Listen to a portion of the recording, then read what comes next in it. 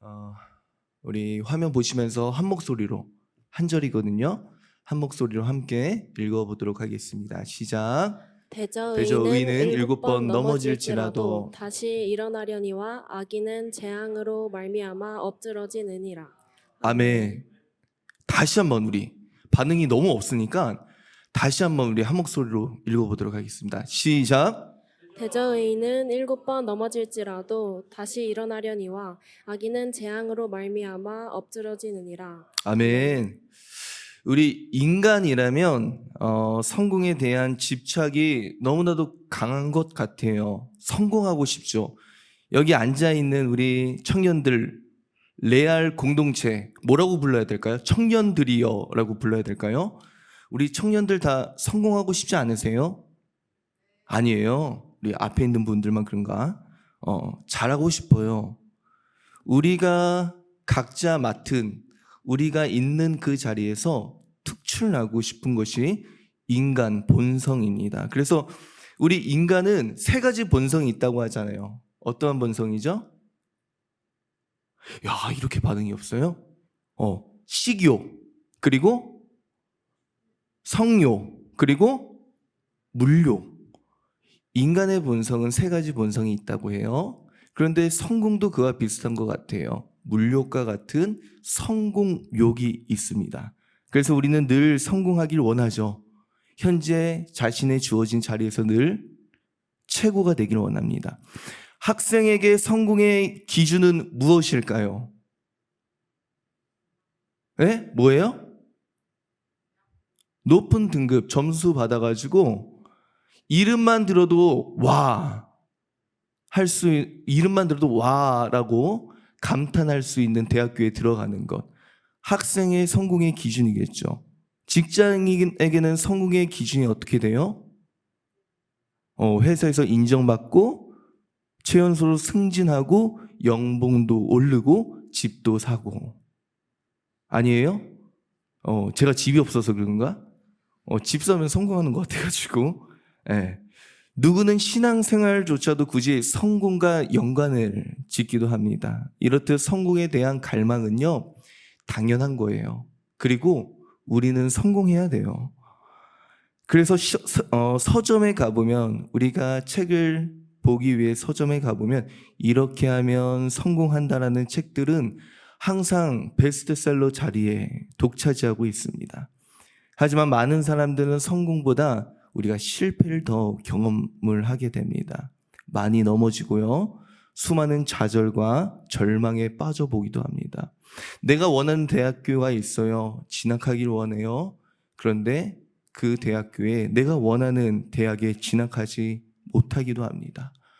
좋아하는 이성 친구에게도 차이기도 하죠. 사랑에 대한 실패. 여기에 앉아있는 분들 표정 보니까 많이 있는 것 같은데 아니에요?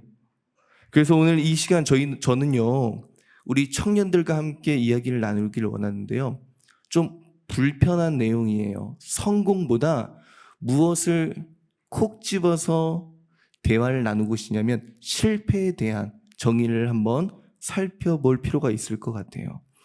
우리 청년들에게 한번 질문을 던져봅니다. 우리 청년들 중에서 실패를 정의할 수 있다. 실패에 대해서 저에게 설명해 줄 수 있다라고 하는 청년들 계시나요? 네, 지금 저는 이 자리가 실패입니다.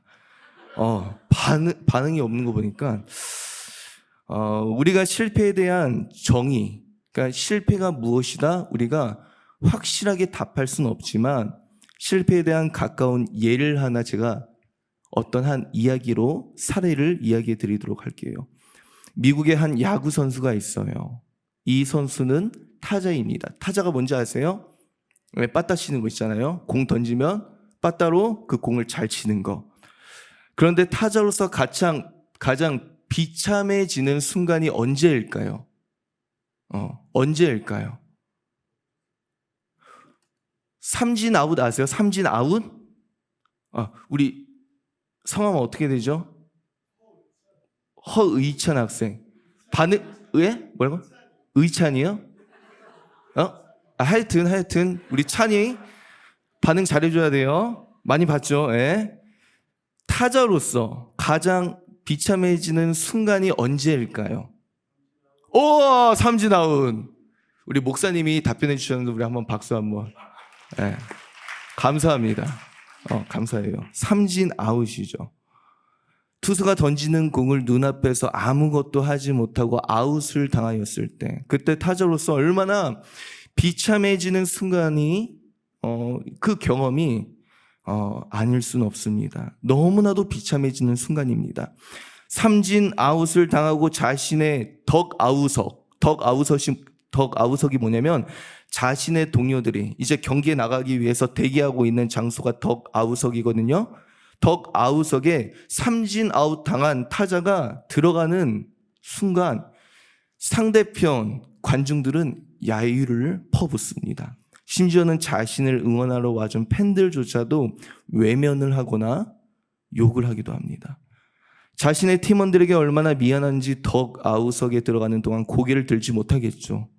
죄인된 심정으로 조용히 구석에 처박혀서 아무 말도 없이 앉아 있겠죠. 이 경기를 지기라도 하면 본인이 원인 제공을 한 것 같이 쥐구멍에라도 숨어 들어가고 싶은 심정입니다. 그런데 제가 지금 이제 설명하고자 하는 그 한 인물이 있어요. 타자를 설명을 해드릴게요. 이 타자는요, 실존 인물인데요. 무려 삼진 아웃을 1330회나 경험하였다고 합니다. 와, 네네. 타자로서 가장 비참해지는 순간, 좌절과 실패했다고 하는 순간을 무려 1330회나 겪었다라는 거예요. 그런데 이 수많은 삼진 아웃을 당한 선수가 누구인지 아십니까? 바로 미국 전설적인 홈런 타자 베이브 루스라고 아십니까? 그는 선수 생활 가운데 무려 700개가 넘는 홈런을 쳤습니다. 그래서 미국 역대 홈런 타자로서 세 번째로 명예의 전당에 오르기도 했어요. 비록 삼진 아웃이라는 타자로서 가장 실패고 가장 넘어지는 그 순간을 1330번을 경험했지만, 실패를 경험했지만, 그는 지금까지 메이저리그 역사상 깨지지 않는 홈런 기록을 가진 전설적인 선수로 추앙받고 있습니다. 그렇다면 우리들은 이 사례, 이 이야기를 통해서 실패에 대한 정의를 다시 한번 우리가 생각을 변혁시키기를 원합니다. 실패가 무엇입니까? 저는 실패에 대해서 이 한 줄로 요약하고 싶어요. 우리 받아 적으세요. 중요한 거예요. 실패에 대한 정의를 이 한 줄로 요약합니다. 실패는 넘어지는 것이 아니라 일어서기를 거부하는 것이다. 다시 한번요. 실패는 넘어지는 것이 아니라 일어서기를 거부하는 것이다. 오늘 말씀을 보면 잠언 기자는 우리들에게 수많은 실패 때문에 넘어질 것이라고 장담하고 있습니다. 어떤 친구는 입시의 문제로 넘어질 때도 있죠. 그게 실패라고 생각해요. 어떤 친구는 학업의 문제로, 가정의 문제도 있겠죠. 경제적인 문제로 넘어지는 친구들도 있을 거예요. 그런데 가혹하게도 오늘 말씀에 나오는 잠언 기자는요, 이 실패가 그냥 작은 실패, 다시 툴툴 흘러버리고 일어설 수 있는 그런 작은 실패를 이야기하지 않습니다. 엄청난 실패를 당할 거라고 이야기해요. 도저히 재기할 수 없을 만큼 실패할 거라고 이야기합니다. 오늘 보면 16절 말씀을 읽어보면요, 화면에 띄워주시면 너무나도 감사드리고요. 화면에 너무나도 감사드려요. 우리 상반절 말씀 한번 같이 읽어볼까요? 시작. 대저 의인은 7번 넘어질지라도. 네, 대저 의인은 7번 넘어질지라도. 몇 번 넘어진대요? 7번 넘어집니다. 여기서 의인은 7번 넘어진다고 합니다. 그런데 7이라는 숫자를 한번 주목해 보시길 바랍니다. 유대인들은 숫자의 의미를 부여해요. 유대인들에게 7이라는 숫자는요, 완전함, 완전함을 이야기합니다. 그래서 마태복음 19장 21절의 말씀을 보면요, 베드로가 예수님께 이렇게 이야기해요. 친구가 나에게 잘못을 하면 몇 번이나 용서해 주어야 합니까? 그러자 예수님의 답변이 과관입니다. 7번뿐만 아니라 7번을 70번까지 용서해야 된다고 이야기해줘요. 무슨 의미냐면요, 아닥하고 무조건 용서하래요. 그냥 조용히 하고 내가 너에게 아가페적인 사랑을 보여줬으니까 너도 무조건 용서하라고 예수님께서 말씀하시는 거예요. 7을 70번이나. 그러자 베드로가 어떻게 대답해요? 주여, 제 믿음 약합니다. 저 못해요.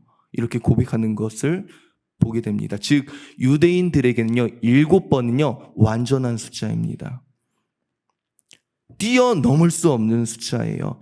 오늘 본문에서 잠언에서 말하는 7번 넘어질지라도 이 말은요 도저히 재기할 수 없을 만큼 내가 밑바닥까지 내려가는 것을 이야기해요. 소망이 보이지 않죠. 더 이상 일어설 힘조차 보이지 않습니다. 제 3자 입장에서 보아도 와, 얘 진짜 답 없어. 그런 밑바닥 인생을 잠언 기자가 이야기하고 있습니다. 잠언 기자는 일어난 참혹한 실패의 인생을 설명하고 있습니다. 그럼에도 불구하고 이러한 참혹한 실패를 당한 사람일지라도 다시 일어선대요. 답 없는 인생일지라도 무릎이 깨지고 피가 철철 흘려도 다시 일어설 수 있다고 확신합니다. 그렇다면 누가 이러한 실패를 경험하고 도저히 재기할 수 없는 그 상황에서 다시 일어설 수 있는 사람, 그 사람이 누구일까요? 우리 16절의 말씀 한 번 더 띄워주실래요? 감사합니다. 우리 다시 한번 읽어볼게요. 시작. 대저 의인은 7번 넘어질지라도. 네, 감사해요. 누구가 7번 넘어질지라도 라고 설명하고 있어요, 성경에서? 의인이라고 합니다. 의인. 그렇다면 여기에 나오는 의인은 누구일까요? 제가 의인이라는 사전적인 의미를 한번 검색을 해가지고 찾아본 설교를 준비하면서 찾아봤거든요. 이렇게 설명하더라고요. 의인을 사람이 행하여야 할 옳은 일을 하는 사람. 그러니까 옳은 일을 하는 사람을 의인이라고 합니다. 즉 의인이라는 사람은 사람이 옳은 일을 하는 사람. 하지만 이 의미는 너무나도 포괄적인 의미를 가지고 있어요. 구제를 많이 하는 사람, 착한 일을 많이 하는 사람, 거짓말하지 않는 사람, 누구를 도와주는 사람. 이 사람을 의인이라고 정확하게 설명해 주지 못합니다. 즉 사전적인 의미로, 사전적으로 의인이라는 의미는요 다소 소극적인 정의를 내리고 있어요. 하지만 성경은요 의인을 정확하게 설명해 주고 있어요. 먼저 로마서 3장 10절의 말씀을 보면 이렇게 나와 있어요. 로마서 3장 10절의 말씀을 보면 이 세상에 의인은 하나도 없다라고 말씀해 주고 있습니다. 이 세상에 의인은 한 명도 없다라고 결론을 지어요. 그러면서 의인은 내가 선한 일을 해서, 도덕적인 일을 해서 의인이 되어져 가는 것이 아니라 의인은 누군가 지정해 줘야지 그 사람이 의인이 되어진다라고 성경은 말해주고 있습니다. 로마서 8장 30절의 말씀 보면 이렇게 나와 있어요. 또 미리 정하신 그들을 또한 부르신 그들을 또한 의롭다 하시니. 그러니까 성경에 말하는 의인은요 부른 자들을 의인이라고 지칭해 주고 있습니다. 즉 내가 도덕적으로 살기 때문에, 법을 잘 지키기 때문에 의인이 되어지는 것이 아니라 하나님께서 내가 너를 의인으로 택할 거야 라고 픽을 해주시면요 그 사람이 의인이라는 겁니다. 즉 하나님이 택한 자녀들을 의인이라고 하는 거죠. 지금 이 자리에 앉아있는 우리 청년들이요 고개를 딱 들고 의인인 줄 믿으시기 바랍니다. 아멘이시죠? 예수 그리스도를 나의 구주로 믿고 부활의 소망을 붙잡고 있는 자들을 의인이라고 말씀해 주십니다. 우리 청년들이 그런 의인인 줄 믿으시기 바랍니다. 그렇다면 예수를 나의 구주로 믿는 자들은 넘어져도 다시 일어설 수 있다고 합니다. 어떻게 해요? 그러면 도대체 어떻게 예수를 나의 구주로 믿는 자들이 어떻게 일어서요? 질문할 수 있습니다. 이 답변을 시편 37편 24절의 말씀을 한번 볼까요? 우리 핸드폰 다 있으시죠?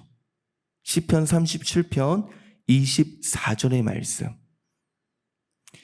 다윗이 시편을 씁니다. 그리고 시편 37편의 말씀은요, 의인과 악인에 대해서 비교해 가면서 설명해 주고 있어요.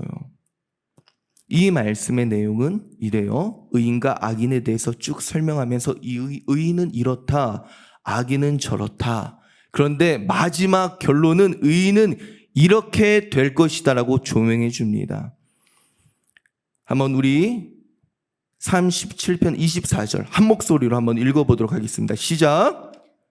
넘어지나 아주 엎드러지지 아니함은 여호와께서 그의 손으로 붙드심이로다. 아멘.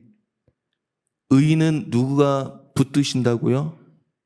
여호와께서, 여호와의 손이 그를 붙드심이로다. 주님께서 붙들고 계시기 때문에 다시 일어설 수 있대요. 예수님을 모신 자들은요, 아무리 넘어지고 부딪히고 깨지고 피가 철철 나도요, 예수님이 나의 구주시고 예수님이 나의 손을 붙잡고 계시니까 다시 일어설 수 있다고 합니다. 시편을 지은 다윗이라는 기자는요, 다윗만큼 대부분의 인생을 실패와 좌절로 살아온 사람들은 별로 없을 거예요. 그는 유년 시절부터, 다윗은 유년 시절부터 노년 때까지 그의 삶은 넘어짐과 실패의 연속입니다. 우리가 다윗에 쓴 시편만 보아도요, 150편을 썼거든요, 다윗이. 그런데 그 150편의 그 시편 안에 눈물, 고통, 신음, 부르짖음이라는 단어가 127개나 그 단어가 나타납니다. 그가 쓴 150편의 시 중에 3분의 1을 눈물, 고통, 신음, 부르짖음이라고 그 단어를 표현하고 있습니다. 그럼에도 불구하고 다윗이 다시 일어설 수 있는 능력은 어디에서 와요? 오늘 시편 37편의 말씀처럼, 그의 고백처럼 예수님께서 내 손을 놓지 않으시니까, 예수님께서 내 손을 놓지 않으시니까. 오늘 본문의 말씀을 보면요, 의인과 악인의 공통점이 무엇인지 아십니까? 아시는 분, 제가 이정환 목사님을 통하여서 커피를 쏘도록 하겠습니다. 나 오늘 설교 실패한 것 같은데. 의인과 악인의 공통점은 무엇일까요? 동일하게 똑같이 넘어진다라는 거예요. 그러나 의인과 악인의 다른 점은, 의인은 넘어지나 다시 일으켜 주실 강한 손이 있다는 사실입니다. 우리를 끝까지 포기하지 않으시는 예수님이시죠. 내 목숨을 걸어서라도 너는 내가 포기하지 않겠노라고 십자가에서 예수님께서 그분의 사랑을 우리들에게 보여주셨잖아요. 믿으십니까? 그래서 우리는 넘어질 수 있지만 일어설 수 있어요. 예수님께서 보여주셨거든요. 십자가의 사랑을 통해서 우리들에게 보여주셨거든요. 제가 존경하는 사람 몇 안 되는데요, 우리 이정환 목사님 되게 존경해요. 그리고 이정환 목사님을 제외하고 몇 안 되는 존경하는 사람 중에 제 아내가 포함이 됩니다. 저희 가정은 정말 힘든 시간을 보낸 적이 있어요. 도저히 일어설 수 없을 만큼 힘든 시간이었습니다. 그 힘든 시간을 주님께서, 우리 예수님께서 저희 아내에게 주신 놀라운 은혜를 나누고 설교를 마치도록 할게요. 맺으려고 할게요. 저는 눈에 넣어도 아프질 않은 자녀들이 있습니다. 자녀들이 몇 명 있는 것 같아요? 에? 야, 진짜. 몇 명? 3명. 어떻게 하셨어요? 3명이 있습니다. 첫째는요, 딸이에요. 딸이고 둘째는 아들이고 셋째도 딸입니다.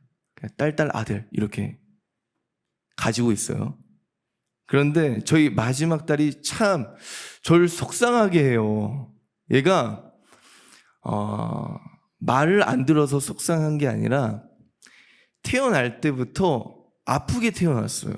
그러니까 첫째, 둘째는 건강하게 태어났어요. 지금도 얼마나 뭐 잘 먹고 잘 자라고 키도 쑥쑥 크고 그런지 모르는데 셋째가 태어날 때부터 아프게 태어났습니다. 부모 입장에서 자녀가 아픈 거, 우리 부모님들 있잖아요. 우리 청년들이 아프면 얼마나 마음이 쓰라린지 아세요? 진짜 부모로서 자녀가 아프면 가슴이 찢어지는 일은 없어요. 그런데 저희 셋째가 아프게 태어나서 일주일에 무려 3-4번씩 재활치료를 다니게 됩니다. 병원을 데려가는 것은 저희 아내 몫이죠. 그런데 저희 아내가 항상 힘들어해요. 아픈 아이, 무거운 아이, 밥도 되게 잘 먹거든요. 이 무거운 아이를 데리고 병원을 가는데 항상 아침 일찍부터 가서 오후 늦게까지 이 재활 치료를 보내게 되면 너무나도 지치죠. 아, 또 병원 가야 돼? 이러한 생각이 들겠죠. 그런데 그날따라 이상하리만큼 이 셋째 딸을 데리고 병원을 가는데 기분이 너무 좋아지더라는 거예요. 평소와 같이 햇살이 반짝반짝 떠오르는 그 햇살도 너무 이쁘고 나무들도 싱그럽고 병원 가는 길이 차가 평소보다 더 막혔다고 해요. 그런데 그것도 참 좋았다는 겁니다. 평소 병원을 가면서 아내가 자주 듣는 라디오 방송이 있는데 106.9 뭐예요? 극동방송이죠. 이 라디오 방송을 들으면서 찬양을 듣는데 그날은 유달리 은혜가 되고 아픈 셋째가 너무나도 이뻐 보이더라고 합니다. 사실 그날은 이제 교수님을 만나게 되는데 셋째를 담당하시는 교수님을 만나러 가는 외래가 있는 날인데 소아재활 교수님을 만나는 날이면 전날에 잠못을 이룹니다. 아내가. 그 이유는 좋은 이야기를 잘 못 듣거든요.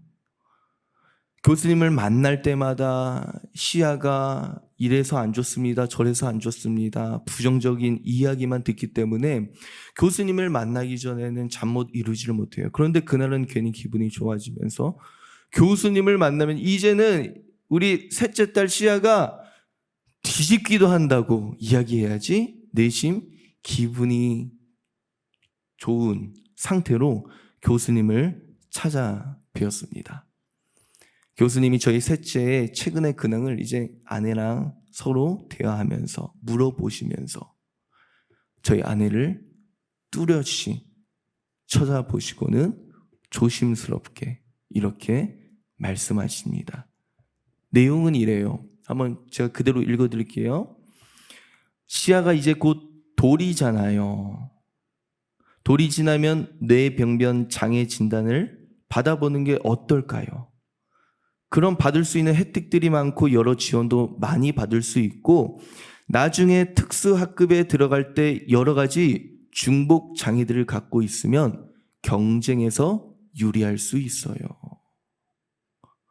장애 아이로 판정을 받아라라는 말씀입니다.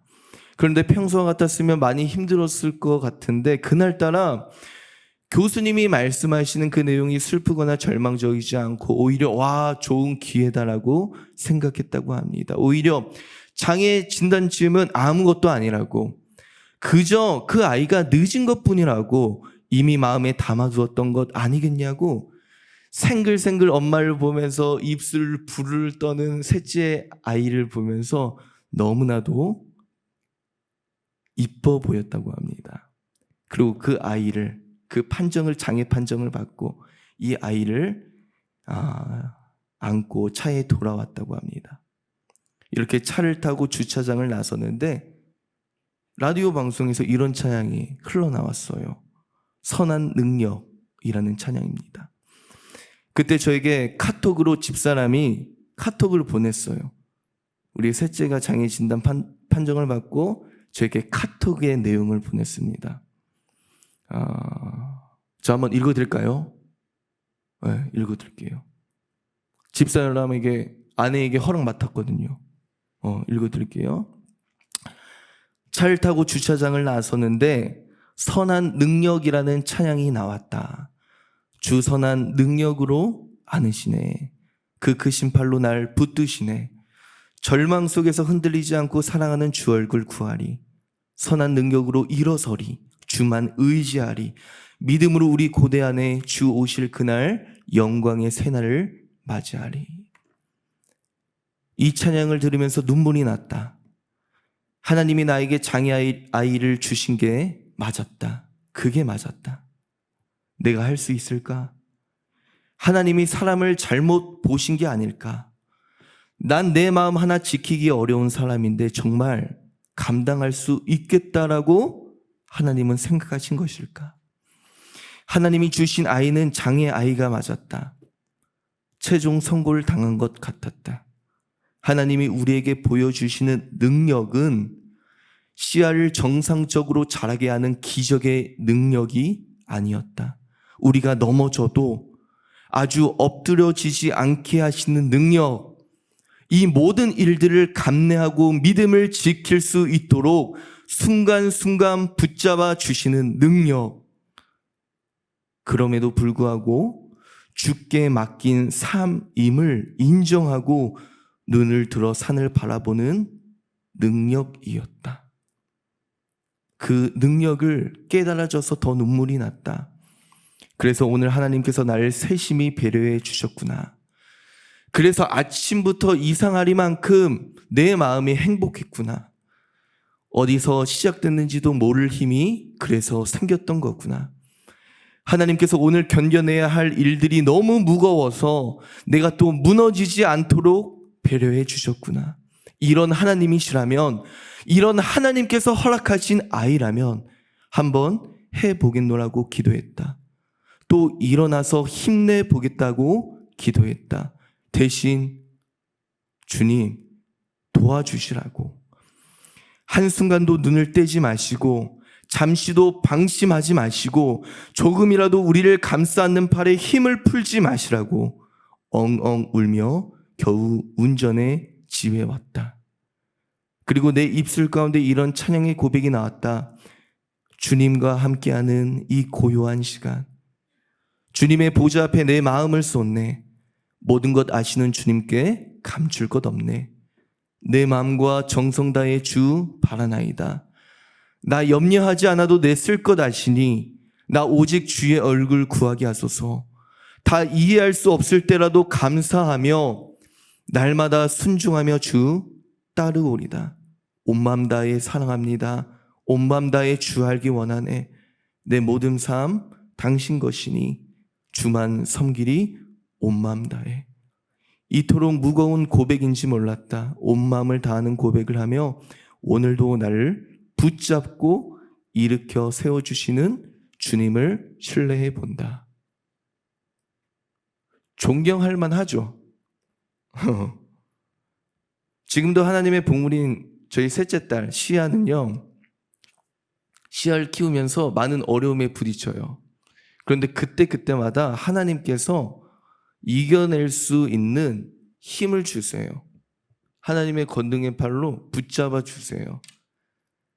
얼마 전에 저희 셋째 딸이, 그러니까 장애 특수 어린이집이죠, 상장을 받았어요. 상을 받았어요. 지금은 박사예요. 박사상을 받았어요. 무슨 박사상인지 아세요? 냠냠 박사상. 냠냠 박사상. 내용은 이래요. 간식과 급식을 잘 먹어서 다른 아이들에게 모범을 보이기 때문에 이 상장을 수여합니다. 아이들이 아프기 때문에 밥을 잘 못 먹어요. 그런데 저희 셋째 딸은 이러한 그 상장을 받아와서 힘들 때마다 포기하고 싶죠. 장애아이 키우는 거 쉽지 않거든요. 그럴 때마다 하나님께서 붙들어 주시는 손, 오늘의 말씀처럼 의인은 다시 일어서리라. 그 약속의 말씀 붙드시며 나아가시길 바랍니다. 그래서요, 우리 청년들 넘어지셔도 됩니다.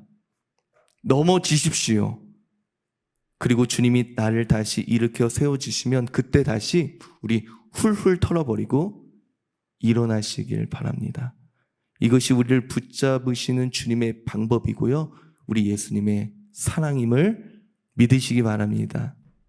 우리 찬양할까요? 우리 아내가 그 장애 진단 판정을 받고 돌아오는 길에 이 찬양이 흘러나왔대요. 주선한 능력으로. 네. 가사가 참 마음에 와닿더라고요. 주선한 능력으로 안으시네, 그 크신 팔로 날 붙드시네. 그렇죠, 우리 주님은 권능의 팔로 우리를 붙드시니까 절망 속에도 흔들리지 않고 사랑하는 주 얼굴 구하리. 그래서 선한 능력으로 우리는 일어설 수 있어요. 그래서 주만을 의지하리 믿음으로 우리 고대해요. 주 오실 그날, 장애가 없고 아픔이 없고 슬픔이 없는 그날 기대해요.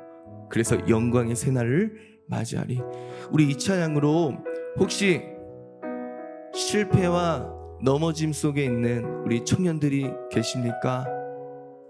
이 찬양의 가사처럼 주님의 그 영광을 고대하는 청년들이 다 되시길 주님의 이름으로 소원합니다. 오늘도 주님 손잡고 일어서세요. 알겠죠? 우리 함께 찬양하며 나아가도록 하겠습니다. 주 선한 능력으로, 주 선한 능력으로 안으시네, 그 크신 팔로 날 붙드시네. 절망 속에도 흔들리지 않고 사랑하는 주 얼굴 구하리. 2절이요. 이전의 괴로움, 이전의 괴로움 너의 고난의 길을 걷는 분이 계십니까? 고난의 길을 주님께 우리의 모든 영혼을 맡기시길 바랍니다. 주님께 모든 맡긴 우리 영혼, 끝내 승리할 줄 믿습니다. 끝내 승리의 날을 맞으리. 선한 능력으로 일어서리. 선한 능력으로 일어서리. 주만을 지하리 믿음으로. 우리 고대 안에 주 오실 그날, 영광의 새날을 맞이하리. 3절이요. 주님이 마신 고난의 쓴 자들, 어떠한 어려움에도 우리도 감사하며 받으리. 주님의 남은 고난 채워가 예수님과 함께 동행하겠습니다. 예수와 복음 위에 살리라. 선한 능력으로 일어서리. 선한 능력으로 일어서리. 주만을 지하리 믿음으로. 우리 고대 안에 주 오실 승리의 새날 맞이하리. 승리의 새날을 맞이. 다시 한번요. 선한 능력으로 일어서리.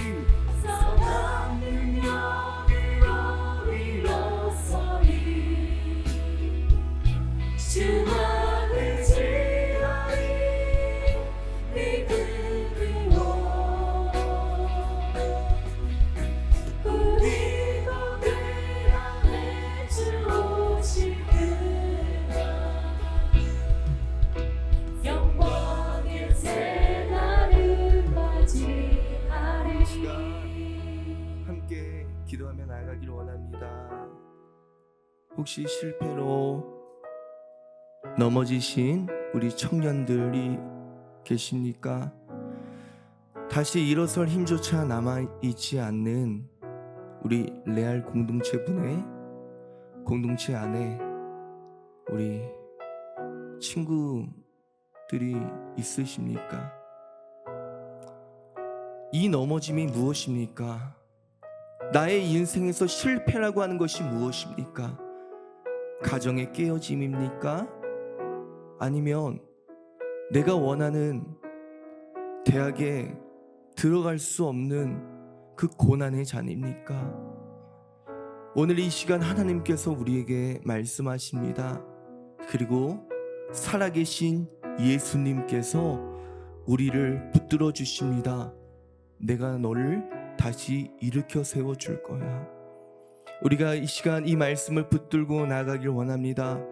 주님, 다시 우리를 일으켜 세워 주시옵소서. 우리의 힘으로는 일어설 수 있는 힘조차 남아있지 않습니다. 주님의 권능의 팔로 우리 넘어진 실패를 좌절 겪고 있는 우리 청년들 주님께서 일으켜 세워 주시옵소서. 우리 이 시간 간절하게 기도하며 나아갈 때 주님, 우리에게 일으켜 세워 주시는 은혜를 허락하여 달라고 우리 이 시간 주여 한번 부르고 통성으로 기도하며 나아가길 원합니다. 주여, 주님, 실패로 어려움으로 눈물로 좌절하고 슬퍼하는 우리 청년들이 있습니까? 학업의 문제로 가정의 깨어짐으로 어려움을 당하는 청년들이 계십니까? 주님, 이 시간 주님의 권능의 발로 주 예수를 그리스도로 믿는 자에게, 하나님의 자녀에게 권능의 팔로 우리를 일으켜 세워주신다는 그 말씀 붙들며 더 이상 얘는 답이 없어. 더 이상 일어설 수조차 없을 거야. 다른 사람이 우리를 손가락질 알고 비웃는다 할지라도 그럼에도 불구하고 주님의 권능의 팔로 우리를 붙잡아 주시고 끊을 수 없는 그 사랑으로 우리를 포기하지 않으시는 그 주님을 붙잡으며 나아가게 하여 주시옵소서. 하나님,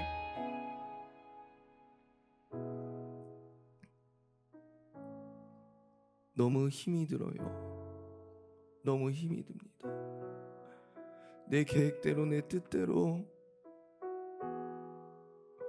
정말 열심히 준비했는데 이루어지지가 않네요. 아무리 기도를 해도, 하나님께 매달리고 기도를 해도 그저 내 기도가 허공에 대고 하는 그런 기도 같아요. 주님, 아무도 날 신경 써주지 않아요. 아무도 날 위로해 주지 않아요. 하지만 그럼에도 불구하고 우리 예수님, 나를 위해 십자가에 죽으시고 너와의 언약, 영원 불변의 언약, 그 누구도 끊을 수 없는 사랑으로 내가 너를 포기하지 않아. 그 주님의 약속 붙들며 오늘도 나아가기를 원합니다. 그러한 약속을 붙들며 나아가는 우리 모든 레알 공동체 다 되게 하여 주시옵소서. 오늘도 자신의 아들 독생자 예수 그리스도를 내어주신 하나님의 놀라운 사랑하심과 우리를 구원하시기 위해 자신의 몸을 내던지신 예수 그리스도의 은혜와 그 언약으로 인하여서 우리와 영원토록 함께 계시겠노라고 약속하신, 선언하신 성령 하나님의 교통하심이 우리 이 시간 넘어지고 실패해도 다시 주님께서 일으켜 세워주신다라는 그 믿음의 결단으로 나아가는 우리 레알 공동체 청년들 머리 위에 이제로부터 영원토록 함께 계시기를 축원하옵나이다. 아멘.